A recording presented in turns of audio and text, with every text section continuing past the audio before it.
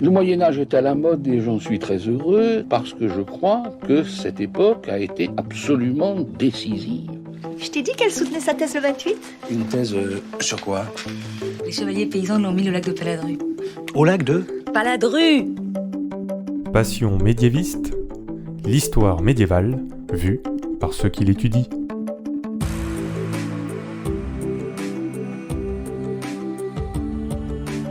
Est-ce que vous savez tout du Moyen-Âge ? Mais d'abord, qu'est-ce que le Moyen-Âge ? Vous connaissez peut-être les châteaux forts, les troubadours et les croisades, mais ce n'est pas que ça. On peut dire que le Moyen-Âge dure 1000 ans pour l'Europe occidentale, du 5e siècle au 15e siècle. Mais vous l'entendez dans ce podcast, il y a autant de définitions du Moyen-Âge que de médiévistes. Je m'appelle Fanny Cohen-Moreau et dans ce podcast, je reçois des médiévistes, donc des personnes qui étudient le Moyen-Âge en master ou en thèse, pour qu'ils vous racontent leurs recherches passionnantes et qu'ils vous donnent envie d'en savoir plus sur cette belle période. Épisode 69. Hélène et Nancy à la fin du Moyen-Âge. C'est parti. Excuse-moi, mais il y a des gens que ça intéresse ? Bonjour à toutes et à tous. Aujourd'hui, vous qui écoutez un podcast, vous l'avez peut-être entendu, nous ne sommes pas dans le lieu d'enregistrement habituel de Passion médiéviste, mais dans un lieu très beau et très prestigieux, la bibliothèque Stanislas à Nancy. Et nous ne sommes pas seuls, parce que j'ai le plaisir d'enregistrer ce public face à un public en folie qui va se faire entendre. Et je dis nous car, comme dans tout presque les épisodes de Passion médiéviste, j'ai une invitée. Et aujourd'hui, j'ai l'honneur de recevoir Hélène Duval. Bonjour Hélène. Bonjour. Hélène, donc, tu es doctorante en archéologie et archéologue à l'INRAP. Et tu fais une thèse d'archéologie sur le thème, alors attention, les enceintes de Nancy et leur impact sur la ville. Alors les bornes, c'était quoi déjà ? 16e, 20e. 16e, 20e, donc archéologie et cartographie dynamique depuis 2014. Tu es sous la direction de Gérard Giulietto, à l'Université de Lorraine. Et donc, même si ta thèse s'intéresse aussi à l'époque moderne, contemporaine, oh là là, les époques très barbares, nous allons aujourd'hui surtout parler de Nancy au XVe et XVIe siècle, donc avant la ville neuve, en retraçant un peu les différentes évolutions de la ville et donc de ses fortifications, qui est ton sujet quand même de prédilection. Mais alors justement, déjà, Hélène, pour commencer, pourquoi est-ce que tu as voulu travailler sur Nancy ? Eh bien, tout simplement parce que j'habite Nancy. J'ai fait toutes mes études à Nancy et je continue encore à faire mes études à Nancy. Donc, tu es une vraie locale. Je suis une vraie locale. Voilà, tout à fait.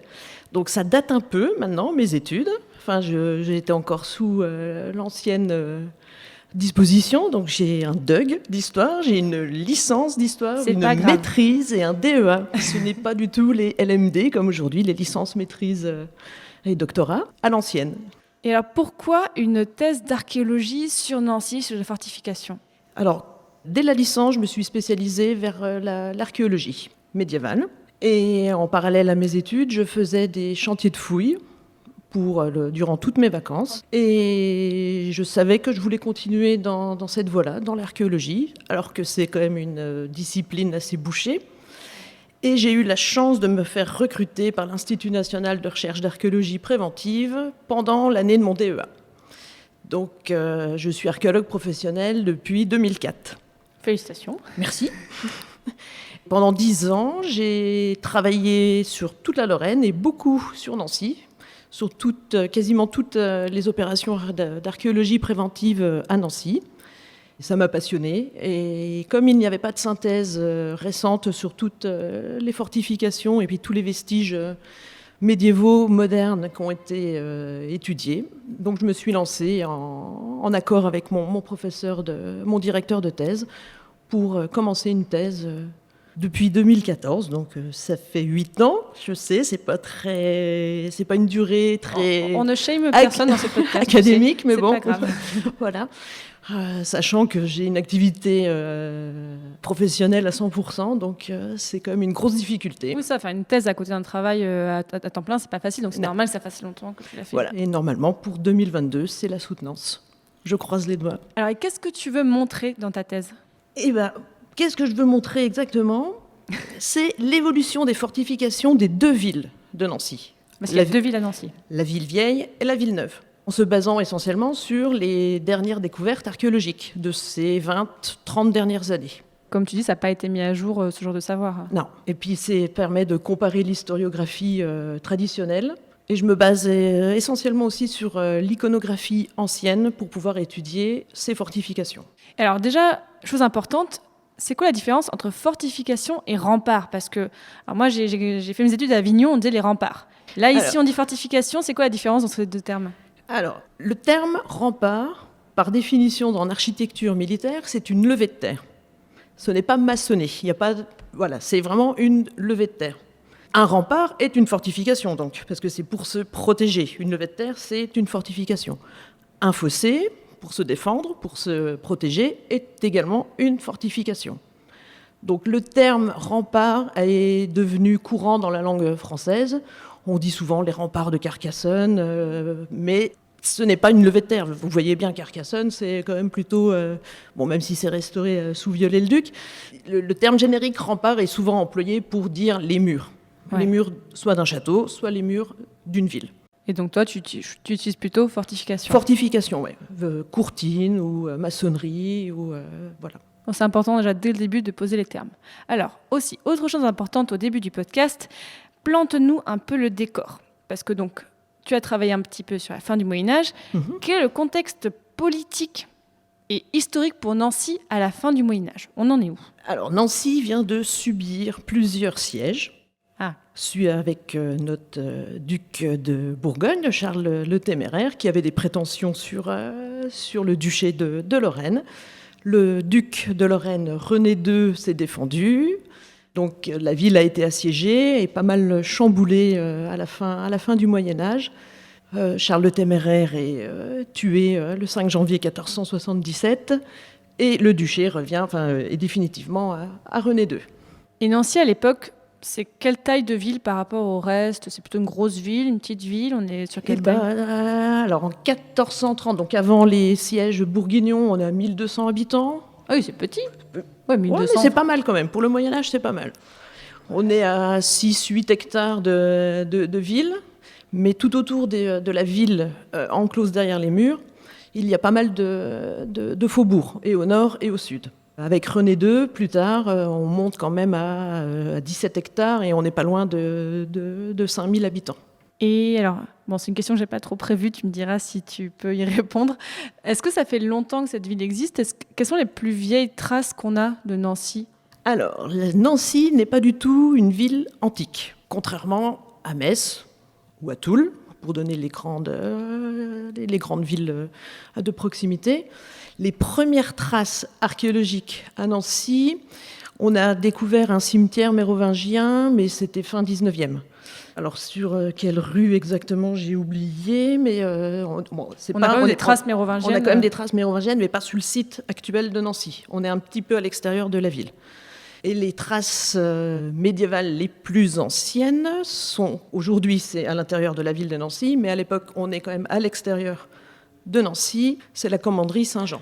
C'est la tour de la commanderie, qui est actuellement tout près de la place de la commanderie, d'une tour du XIIe siècle. Donc oui, on est quand même là, quand on arrive à la fin du Moyen-Âge, ça fait quand même plusieurs siècles que la ville est établie. À partir du XIe. La ville, il y a un premier castrum qui s'installe à partir de... C'est quoi un castrum? C'est le château, un castrum, pardon. Non, mais bon, pourquoi un petit château. Oui, c'est vraiment c'est les proto-châteaux forts, des castrums, ouais. C'est ça? Et il y avait une petite enceinte urbaine dont on n'a retrouvé aucun vestige archéologique, malheureusement, et qu'on suppose... Donc il faut qu'on creuse dans tout Nancy pour la retrouver, c'est ça? Oui, voilà, en gros, c'est ça. Bon, on sait à peu près où chercher, mais bon, il n'y a pas de travaux de prévus actuellement dans ces secteurs-là. Donc, on va essayer de construire un truc, et on va dire, oh là là, il faut vraiment qu'on vérifie qu'il n'y a rien d'abord. Voilà.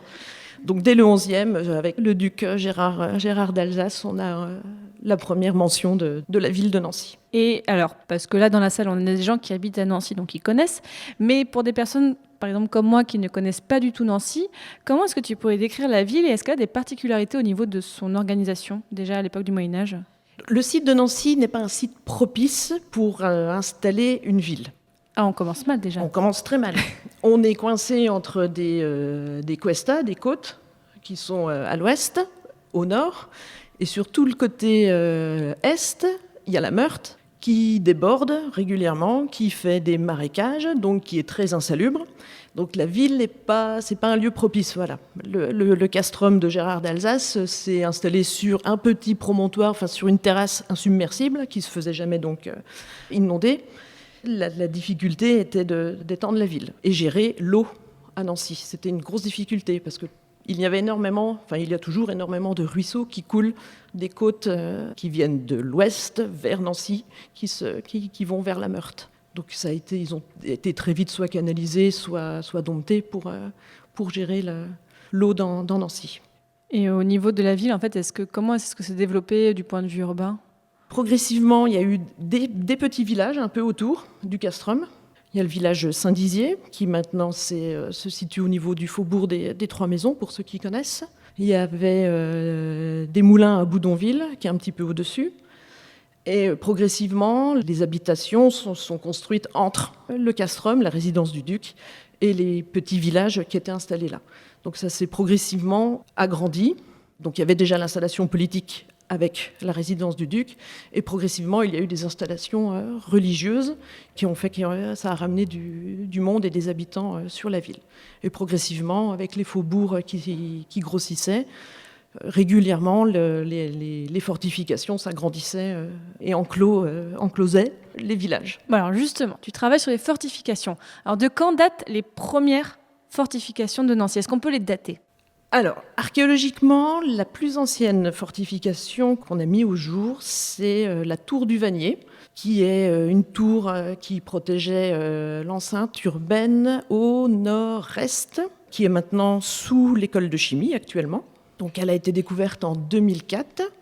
Donc, celle-ci, on a la première trace d'une fortification maçonnée qui date du XIVe.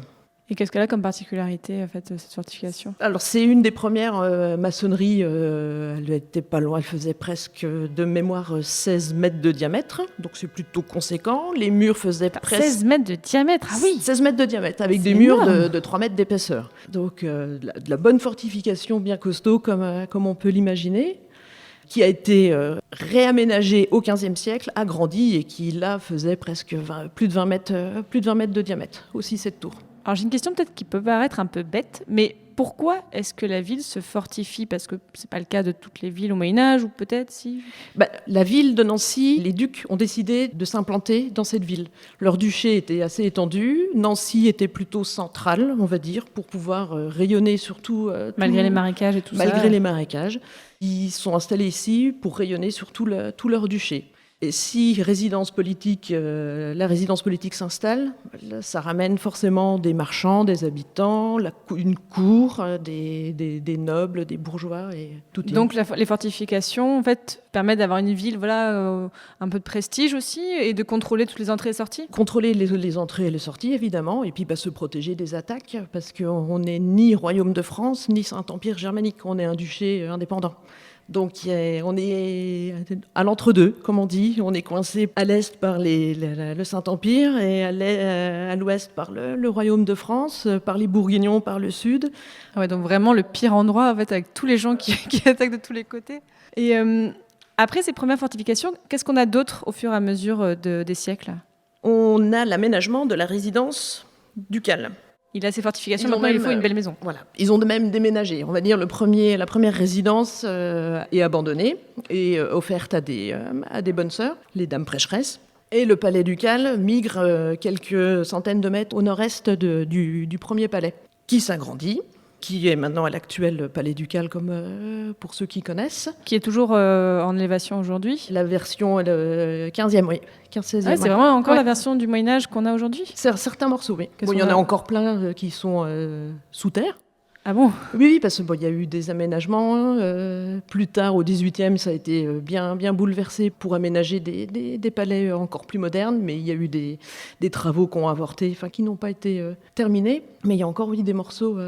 Et il est construit plutôt en quel style, ce palais ducal ? Gothique. Concrètement, ça se représente comment ? Par des arcs brisés, la porterie principale avec le duc Antoine sur la porterie qui est au-dessus, c'est gothique.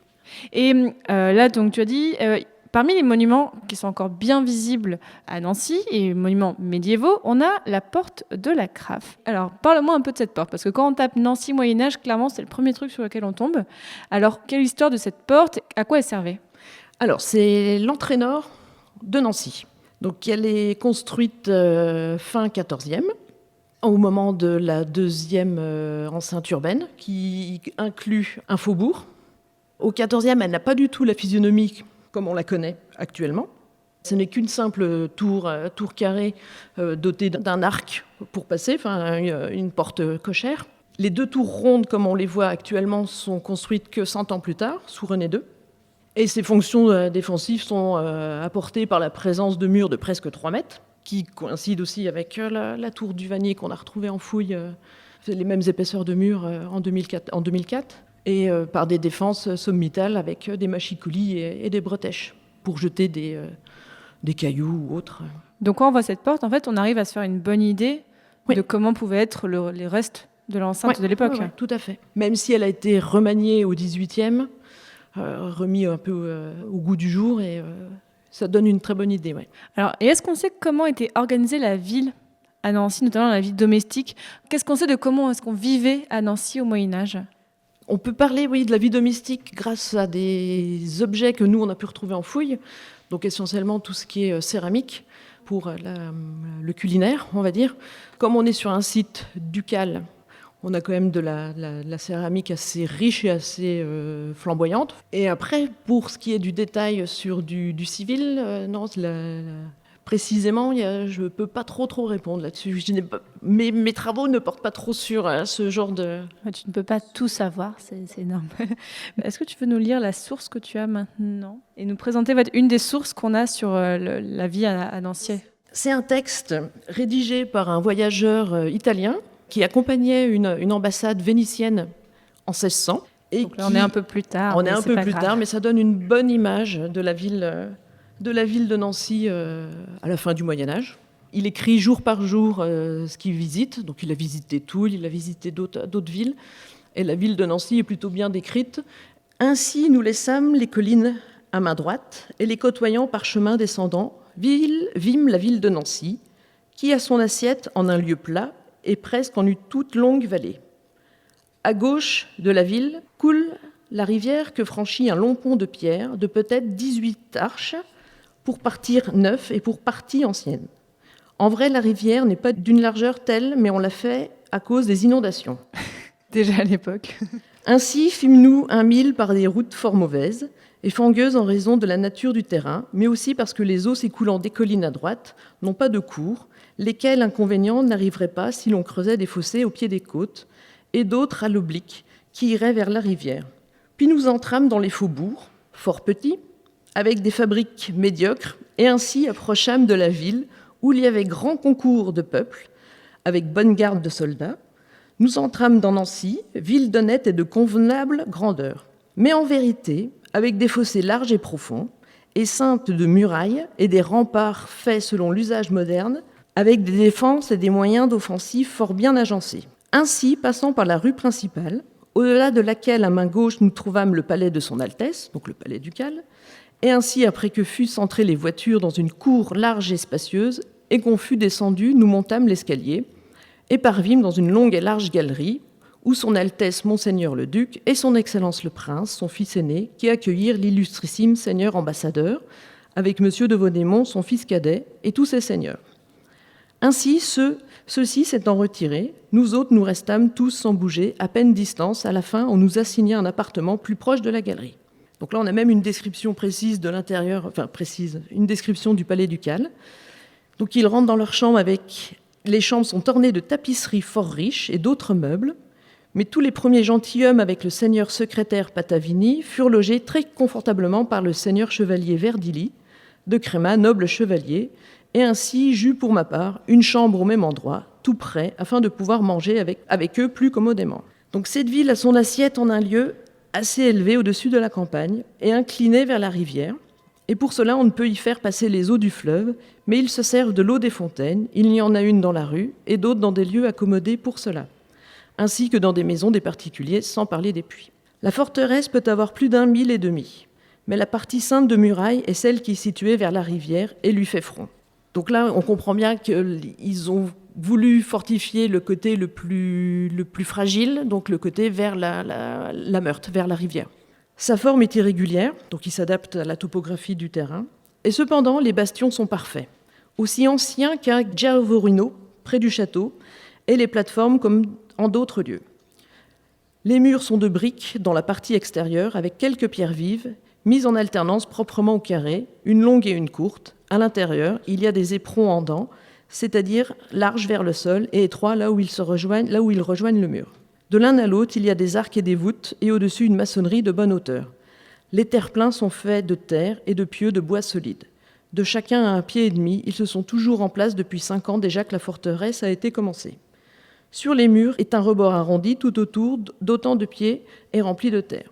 Et le parapet de 4 pieds, commode pour utiliser l'arquebuse. Mais c'est incroyable comment il décrit. Il décrit tout dans la... Mais il devait s'ennuyer toute la journée en fait de pouvoir écrire tout ça dans les détails en fait à ce point mesuré et tout. Comme c'était des voyages assez exceptionnels en 1600, il en profitait pour tout noter, tout ce qu'il voyait. Et ce qui est intéressant, c'est qu'au début, il est très critique. Enfin, Ah oui, il y a d'autres passages. Il dit clairement, c'est médiocre et tout. Bon, après, quand il est bien logé, ça va un petit peu mieux, il se plaint un peu moins. Mais c'est drôle comme en fait, là, on voit aussi l'auteur qui s'exprime. Il n'est pas juste en train de décrire, il donne un peu son avis en disant oui, ça pourrait être mieux s'il faisait comme ci, comme ça. Ah oui, il donne tous les détails, aussi bien de sa chambre au Palais Ducal que je retrouve plus l'exemple, mais dans les rues où on sent que c'est pas très nettoyé et autres. Voilà, on est plongé. C'est le guide du retard de l'époque, mais vraiment pas loin. Justement, raconte-nous, comment est-ce que la ville se modernise au fil des siècles ? Parce que là, on a parlé des premières fortifications, donc du XIVe et tout ça. Comment est-ce que c'est modernisé au XVe et au XVIe siècle ? Et comment évoluent les fortifications ? Alors, la ville se modernise grâce à un plan de... En fait, c'est la régente, la maman de Charles III, chrétienne de Danemark, qui veut embellir la capitale du duché. Et elle prévoit même un plan d'urbanisme, on va dire. Elle trouve qu'il manque à Nancy une grande place pour jouer, pour les joutes, pour les tournois. Et elle crée la fameuse place Carrière, que vous devez tous connaître. Donc on est en 1520 à peu près. En plus, c'est plutôt la fin des tournois de chevalerie. Ça manquait à la capitale, ouais. Cette grande place pour faire des joutes. Et donc ça a nécessité de détruire des constructions qui étaient en place pour agrandir, et elle en a profité pour bouger aussi les fortifications et agrandir la ville. Donc là, la ville grandit à quel point par rapport, tu disais tout à l'heure, 1000 habitants, est-ce que là c'est un peu plus... Là oui, on est à plus de 5-6 000 habitants intramuros, oui. Et ces fortifications-là, est-ce qu'elles ont un style un peu différent des autres ? On ne construit pas de la même façon, j'imagine. Alors là, on commence à rentrer dans la modernisation pure des fortifications avec les débuts de l'artillerie, donc les canons, la poudre. Comme elle a grandi un peu en Italie, elle amène avec elle des architectes italiens qui, eux, ont déjà commencé l'embastionnement, la création des bastions, des gros bastions de fortification. En quoi ça se différencie ? C'est des énormes fortifications, donc des orillons, on appelle ça des orillons, des bastions à orillons. Ça permet de surveiller et de pouvoir protéger toute la fortification. Et en face et sur les côtés, pour pouvoir se protéger. D'accord. Et donc là, elle importe ça comme modèle et ça se passe plutôt bien à Dijon. Ça se passe très bien et à la fin, avec son fils Charles III, à la fin de son règne, la ville vieille de Nancy possède ses 8 bastions modernes. Et à quel moment est-ce que Nancy devient une ville neuve ?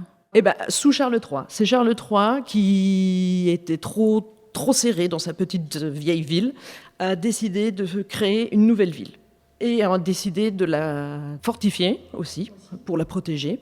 Sauf que la ville neuve est plus réfléchie. Elle est faite sous un modèle orthonormé, donc avec des rues droites qui se coupent à angle droit, et pas des rues un peu anarchiques comme la vieille ville. Pour tes sources, Hélène, qu'est-ce que tu utilises ? Alors là, on a vu le récit italien, là, j'imagine c'est assez précieux ce genre de récit aussi détaillé. Toi, tu fais une thèse d'archéologie, donc j'imagine que tu utilises autant des sources du terrain que des sources textuelles. Les sources du terrain sont mes sources principales. Tout ce qu'on a mis au jour ces 30 dernières années sont exploitées dans mes travaux. Je n'ai pas eu la prétention de reprendre toute l'histoire de Nancy. Il y a de très bons historiens qui ont déjà travaillé dessus. Et je n'ai pas remis le nez non plus dans toutes les sources aux archives. Quoi, tu ne vas pas aux archives? Si, j'y vais, mais je n'ai pas tout épluché, parce que c'était un travail encore plus long. J'exploite ce que les historiens ont déjà étudié. Ma source principale est vraiment l'archéologie. Et toi, tu disais tout à l'heure, tu as participé à des chantiers de fouilles sur Nancy? Oui. Comme quoi, par exemple? Mon tout premier chantier de fouilles, c'est plutôt pas mal, c'était Place Stanislas. Tout proche d'ici, si j'ai bien suivi. Pas très loin d'ici, ouais. Quand ils l'ont rénové pour l'anniversaire et qu'ils ont refait les pavés et tout ça, on a fait des fouilles. Et c'est ma toute première fouille professionnelle, parce que j'en avais déjà faite, mais en tant que bénévole. Ma toute première fouille professionnelle, c'est Place Stanislas. Et comment ça s'est passé? Qu'est-ce que vous avez retrouvé? Pas grand-chose, on va dire, sur le Moyen-Âge, parce que la cote de travaux pour cet aménagement n'était pas très profond. Donc on s'est arrêté. C'est-à-dire que vous n'avez pas le droit de creuser trop profond? Non, on est obligé de se tenir au cahier des charges Même pas sur une petite parcelle comme ça, discretos? Non, on peut pas. On est obligé de se tenir à la cote de profondeur des travaux d'aménagement. Et c'est une grande frustration, parce qu'on savait qu'il y avait des choses autres en dessous. Mais bon, ça sera peut-être pour l'anniversaire des 300 ans de la place, où ils vont, ou un futur parking souterrain. Non, je pense pas, non. Donc là, vous aviez creusé à combien de profondeur? On s'est arrêté, on avait une 60aine de centimètres. Ah ouais. C'est rien. Non, c'est rien, mais on a quand même découvert des hôtels particuliers du 18e, tout ce qui était la voirie du 18e, des candélabres, enfin des lampadaires de rue, on va dire. Donc vous avez quand même trouvé des choses. On a trouvé des choses, mais on s'éloigne vraiment du Moyen-Âge. Qu'est-ce que j'avais d'autre comme chantier? Alors, j'ai participé aussi aux fouilles à l'école de chimie, donc sur la fameuse tour du Vanier, où on avait la tour 13e et la tour 15e. Et les fortifications 16e, 17e. Pas loin d'ici non plus, sur le grand parking du Palais des Congrès, où on a mis au jour le fameux bastion Saint-Thiébaut sur 12 mètres de hauteur. Parce que là, c'était justement un parking souterrain et on a pu descendre à moins 12 mètres. Ah oui. Et on avait le bastion, on avait les murs sur 12 mètres. 12 mètres 12 mètres de hauteur. Vous avez creusé 12 mètres? Oui. C'est incroyable. Un parking souterrain à 3 ou 4 niveaux, donc... Et là, à part ce bastion, vous avez dû trouver d'autres choses, j'imagine. Là, sur 12 mètres, ça devait être un peu de tout et n'importe quoi. On était dans les fossés, et surtout dans l'étang Saint-Jean, l'ancien étang Saint-Jean, qui était sur le côté ouest. Pas trop de cadavres, non, ça va? Pas du tout. Pas du tout de cadavres. Non, on était loin des lieux d'inhumation. Au fond d'un étang, on peut se dire, il y a un mec qui a été jeté comme ça. Non sur une fouille tout près du Palais Ducal, on a eu, il y a pas longtemps, en 2019, sur une fouille en amont des futurs travaux du Palais Ducal, on a eu un cadavre, pas du tout enterré dans un contexte un peu pas très catholique. Voilà. Donc, on ne sait pas ce qui s'est passé. Mais il était mis de travers. Enfin voilà, ça arrive. Toi, quand tu travailles sur ces chantiers, comment est-ce que ça se passe ton travail? Est-ce que tu peux donner Alors, j'ai déjà fait des épisodes où on parlait d'archéologie, mais est-ce que tu peux me raconter, toi, ton travail d'archéologue sur des chantiers comme ça, en quoi ça consiste concrètement, à part creuser avec des petits pinceaux et compagnie? Qu'est-ce que c'est ton travail sur ces chantiers? Alors, les petits pinceaux et compagnie, on les oublie. Les petits pinceaux et compagnie, on les utilise uniquement sur du funéraire, quand on fouille une sépulture. Les ossements sont plutôt fragiles. Nous, on fouille avec des pelles mécaniques, avec des pelles de 20 tonnes, avec des godets de 2 mètres. Oui, ça surprend. Parce que... C'est pas très délicat, oui. Non, c'est pas très délicat, mais on sait s'arrêter au bon moment. Oui, parce que si tu vas un peu trop vite, c'est cassé. On fouille avec des moyens mécaniques pour accélérer le mouvement, parce qu'on a des durées imparties assez limitées. On ne peut pas prendre tout notre temps. C'est comme ça. C'est combien de temps en moyenne les chantiers? Ça dépend. En ville, généralement, on a un peu plus de temps qu'en pleine campagne. Des fois, on reste 2 jours, des fois, on reste 4 jours. C'est très court. Oui, ça peut être très court. Et à contrario, sur le parking souterrain du Palais des Congrès, on est resté 1 an. Ah ouais, donc vraiment, ça va. Tu peux pas trouver la même chose forcément quand tu travailles 4 jours ou 1 an. Non. Donc ça fausse totalement, on peut dire... Ça dépend de la surface. En ville, généralement, ce sont des toutes petites surfaces. mais qui peut être très très riche. Qui sont très très riches parce qu'il y a plusieurs couches forcément. C'est stratifié. C'est, voilà, les périodes les plus récentes sont au-dessus et plus on descend, plus on recule dans le temps. Donc à part creuser avec une pelle mécanique, toi, qu'est-ce que tu fais sur les chantiers ? On nettoie tout ce qu'on trouve pour en faire des photos. On en fait un enregistrement numérique généralement, donc on en fait des plans. Donc moi, je fais le travail d'un géomètre, par exemple. J'utilise des théodolites ou un GPS pour cartographier précisément toute la donnée, que moi je réexploite ensuite dans mes travaux. Comme ça, elles sont situées au centimètre près. On enregistre tout, on note tout ce qu'on voit. On ramasse le maximum de... La moindre petite céramique. On ramasse tout, ouais. pour être étudié, parce que ce sont des indices de datation. La céramique, on a des spécialistes, des céramologues qui étudient la céramique. Et avec les techniques de cuisson, avec les modèles, ils peuvent nous dater la céramique à 10 ans près. Enfin, j'exagère à peine. Parmi tous ces chantiers, est-ce que tu as un souvenir en particulier qui t'a marqué ou une découverte particulière ? Sincèrement, le bastion sur 12 mètres de hauteur, c'est quand même quelque chose que je ne verrai plus. Enfin, je pense pas. Avoir un tel... Vous saviez que c'était là quand même. On savait que c'était là. On avait recoupé avec la cartographie, enfin avec l'iconographie ancienne. On savait qu'il était là, mais on savait pas précisément où. Enfin voilà, il y a toujours une variable de quelques mètres. Et on savait pas quelle tête il avait et comment il était construit aussi. Parce qu'il a été... Il était comment du coup ? En plus, il a été détruit 2 fois. La deuxième fois où il a été reconstruit, il n'a pas du tout le même plan que la première fois. Quand vous l'avez retrouvé, j'ai du mal à visualiser ce 12 mètres. 12 mètres. Alors, non, mais je reste bloquée là-dessus, mais c'est impressionnant. Non, mais c'est impressionnant. Alors, on n'a pas eu les 12 mètres en une fois. On l'a fait par palier. Donc, on a fait un premier palier, on est descendu 3 mètres. Donc là, on avait 3 mètres de mur. Donc, on en a fait le relevé numérique de ce mur, précisément. L'entreprise est venue casser ces 3 mètres et redescendu 3 mètres supplémentaires. Alors ça c'est un truc de l'archéologie, je ne comprendrai jamais. Donc, vous aviez trouvé 3 mètres de mur et vous avez tout... Enfin, oui, alors ça a tout été rasé. En fait, on peut plus voir ce bastion aujourd'hui. Non, il y a un parking souterrain maintenant. Alors, c'est un autre sujet, on va dire, la sauvegarde du patrimoine. Et pourquoi ça n'a pas été sauvegardé ? Ah, ça, faut demander... Alors... Non mais pardon, je suis peut-être très candide, mais je trouve ça incroyable qu'ils ne se sont pas dit, bon, on va décaler peu le parking, on va garder ce bastion de 12 mètres du Moyen-Âge ? Non, parce que ça coûte cher d'entretenir et de sauvegarder le patrimoine. L'entrepreneur, ça lui faisait perdre peut-être une 50aine de places dans son parking souterrain si on le gardait, et puis la mise en œuvre, et puis la sécurité, et puis les conditions... Ça me brise le cœur, en fait, on voit plus. Mais je vais quand même donner un exemple pour casser cette image de...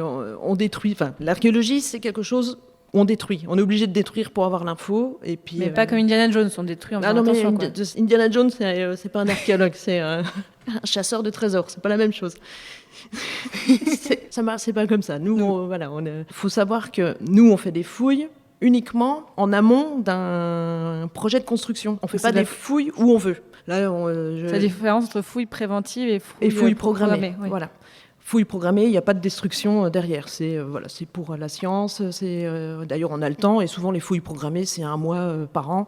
Et sur des cycles de 3 ou 5 ans. J'avais fait un épisode là-dessus, en fait, d'ailleurs, si ça intéresse l'auditeur, un épisode sur les fouilles archéologiques dans les Moulineaux, c'est en forêt de Fontainebleau, où j'avais fait en fait un épisode où j'avais fait justement toute une journée avec l'équipe, où ils m'expliquaient tout ça. Donc là, vraiment, c'est pour fouiller sur un ensemble particulier, mais au milieu de la forêt. Donc là, clairement, il ne va pas y avoir de parking là-bas. Mais donc toi, tu as fait plutôt de la fouille préventive. Oui, essentiellement, oui, à part dans mes années d'études, ou quand j'étais bénévole, pour apprendre le métier d'archéologue, parce qu'il n'y a pas de secret, il faut faire des chantiers bénévoles pour voir si le métier plaît, parce que on a une vision un peu idéalisée de ce métier, déjà erronée par l'image d'Indiana Jones ou autre. Et il faut savoir que on travaille par tous les temps. Enfin, là aujourd'hui, c'est une journée idéale pour travailler, mais on travaille aussi bien en décembre sous la neige que sous la pluie. Et donc nous, on intervient vraiment que quand il y a des travaux. Et donc, on le sait à l'avance que ça va être détruit. Forcément, ce qu'on trouve va être détruit. Nous, on nous donne le temps pour fouiller, pour avoir l'info au maximum. Il y a un peu un côté Sisyphe, en fait, dans ça. Enfin, on trouve des choses qui sont détruites ensuite. Oui. Ouais. Il y a un côté très frustrant, hein, c'est sûr que ça... Nous les premiers, mais bon, on sait que c'est... Mais vaut mieux que nous, on les étudie, enfin que les archéologues aient le temps de les étudier avant que ça soit cassé. Il y a 30 ans, tout était cassé, il n'y avait pas de fouilles. Enfin, même dans les années 50, il y a eu plein de constructions à Nancy où il y a eu 0 fouille. Est-ce qu'il y a des photos du bastion qui sont accessibles ou pas ? Des photos, oui, des reconstitutions numériques. Ouais. Bon, on en mettra sur le site. Oui, je les ai, pas de problème. Je vais donner un contre-exemple d'archéologie où tout est cassé, un exemple nancéen en plus. Ce qui a été retrouvé lors des fouilles pour l'agrandissement du musée des Beaux-Arts, qui est place Stanislas, on a sorti un bastion aussi, le bastion d'Oussonville. Il y a des bastions dans tous les coins. Il y en a partout à Nancy, il y en avait vraiment partout. Et le bastion, les vestiges étaient de qualité, vraiment de qualité, et ils ont été inclus dans le projet.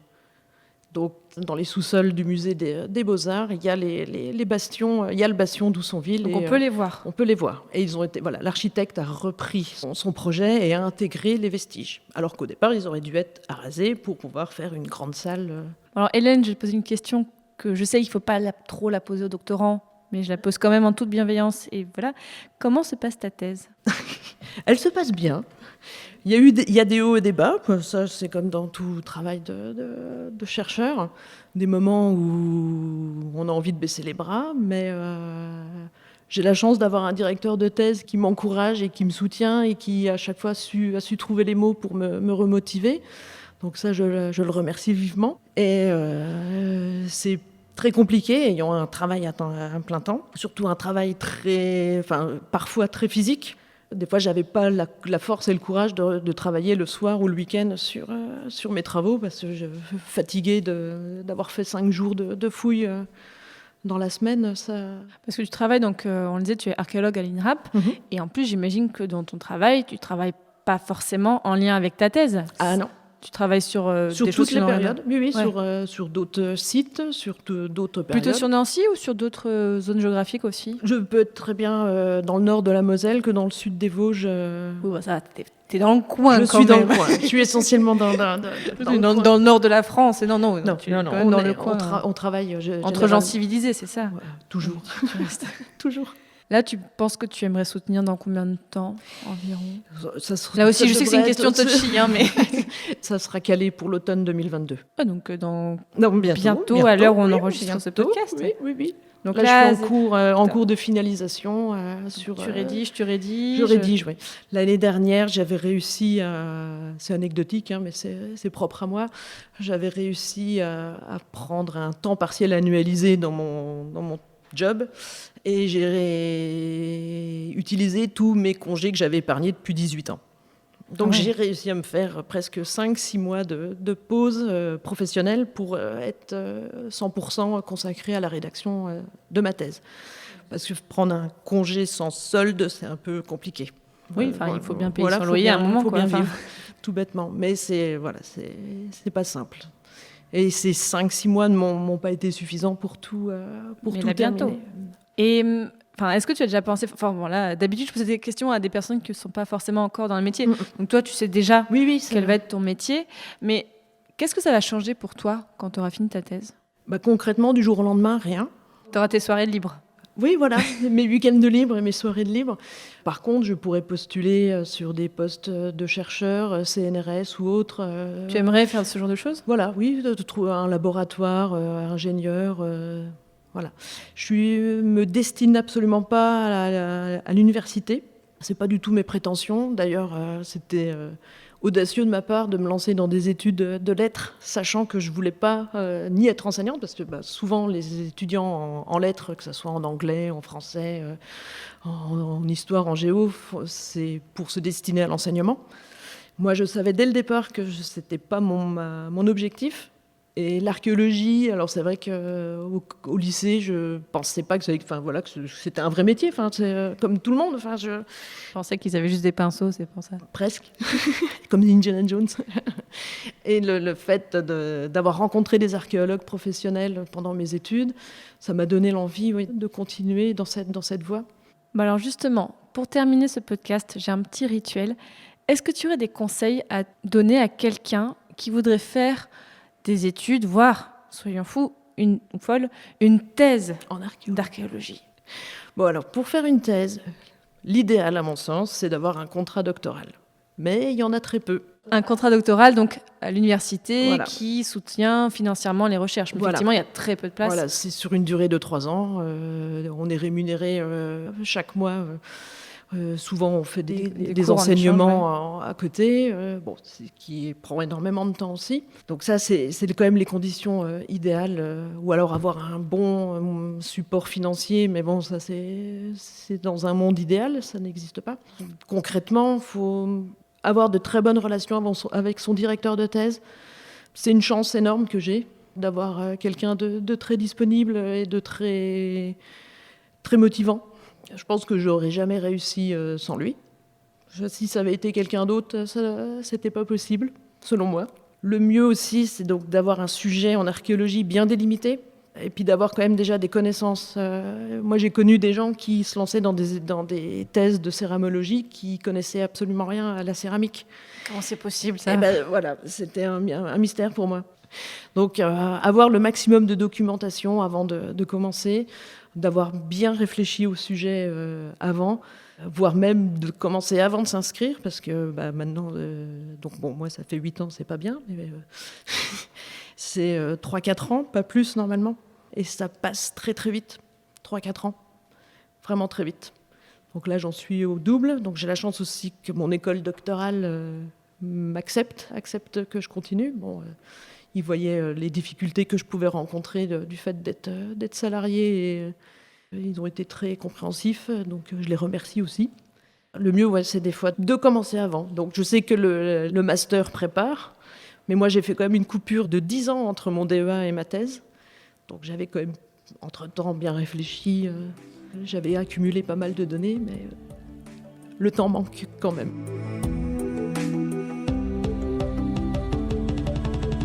Merci beaucoup Hélène Duval, et c'était vraiment passionnant. Bonne continuation. Merci. Pour ta thèse. Maintenant, chers auditeurs et auditrices, vous en savez beaucoup plus sur Nancy à la fin du Moyen-Âge. Mais pour en savoir encore plus, je vous mettrai un article sur le site passionmédiéviste.fr qui accompagnera donc cet épisode, et on y mettra des conseils de lecture et des cartes, parce que aujourd'hui normalement on devait projeter des cartes, mais finalement non, mais c'est pas grave. Oui. Mais on en mettra plein sur le site. Oui, parce que parler d'une ville sans carte, c'est difficile. C'est la magie du podcast. C'est très difficile, je conçois. Je voudrais bien sûr aussi remercier la Bibliothèque Stanislas et au public d'être venus par milliers assister à cet enregistrement, bien sûr. Je tiens à remercier particulièrement Claire Haquet, Céline Huillier et Peter Morel pour l'organisation, et aussi Julien à la technique, je n'avais pas son nom de famille, mais qui était très pratique pour installer tout ce matériel. Vraiment, je suis très très contente de reprendre les enregistrements en public. C'était vraiment quelque chose que je voulais faire depuis un moment, et maintenant c'est possible. Il y en aura d'autres bientôt dans Passion médiéviste. Il y en a un prévu normalement dans quelques mois, peut-être d'autres, j'espère. Je suis très contente de vous voir en vrai, et j'espère continuer. Salut!